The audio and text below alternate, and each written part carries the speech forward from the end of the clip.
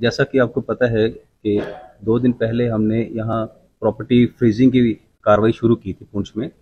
इसी दौरान हमने एक रेजिडेंशियल हाउस देगवा टेरमा में फ्रीज किया है 68F NDPS एक्ट में। ये प्रॉपर्टी ड्रग पैडलर्स की, ड्रग डीलर्स की प्रॉपर्टी थी। इन्हीं ड्रग डीलर्स की हमने एक जेसीबी मशीन भी हमने फ्रीज करवाई है कल, और साथ में इनकी एक और गाड़ी जो है वो फ्रीज हुई है। टोटल मिला के इस पूरी प्रॉपर्टी की कीमत 87 लाख रुपीज़ है। ये अपने आप में पुंछ में ये पहली ऐसी कार्रवाई है।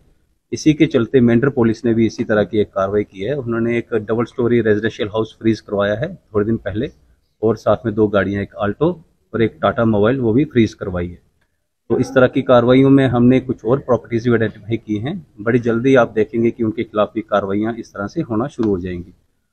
ये क्रूसेड जो है इन ड्रग डीलर्स के खिलाफ ये जारी रहेगा। आपने देखा पिछले दिनों चंद दिन पहले हमने 256 ग्राम हेरोइन मेंढर पुलिस ने पकड़ी थी।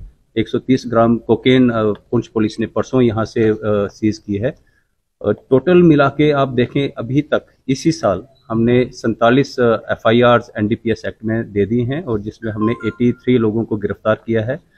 टोटल 87 केजीज हीरोइन आपके पुंछ में रिकवर हो चुकी है।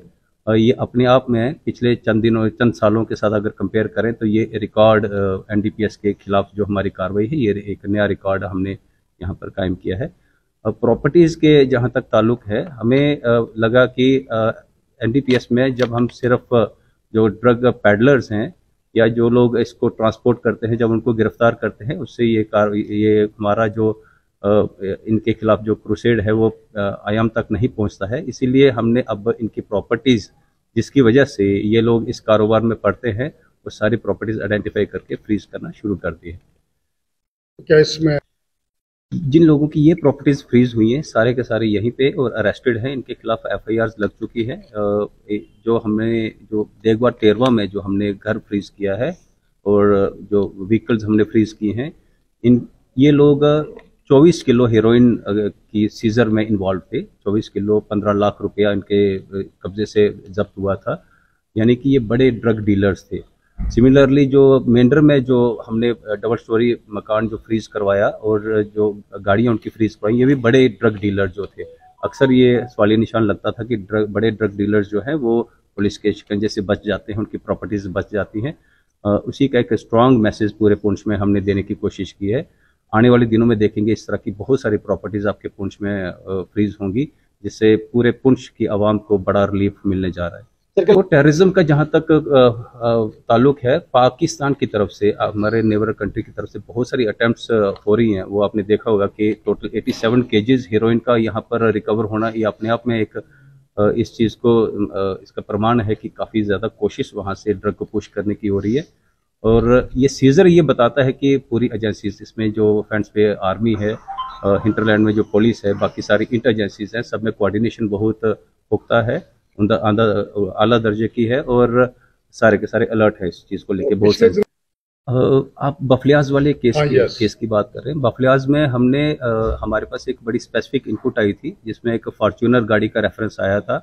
उस गाड़ी की जब हमने डेरा की गली से, जब बफलियाज पे एक स्पेशल सरप्राइज नाका हमने लगाया था, वो गाड़ी की जब सर्च के दौरान 2 पिस्टल्स रिकवर हुई थी, साथ में कुछ राउंड्स थे, और कैश रिकवर हुआ था 2.5 लाख। उसमें 2 लोग गिरफ्तार हुए थे। फिर हमने फर्दर जब इन्वेस्टिगेशन की, उसमें एक आदमी और गिरफ्तार हुआ।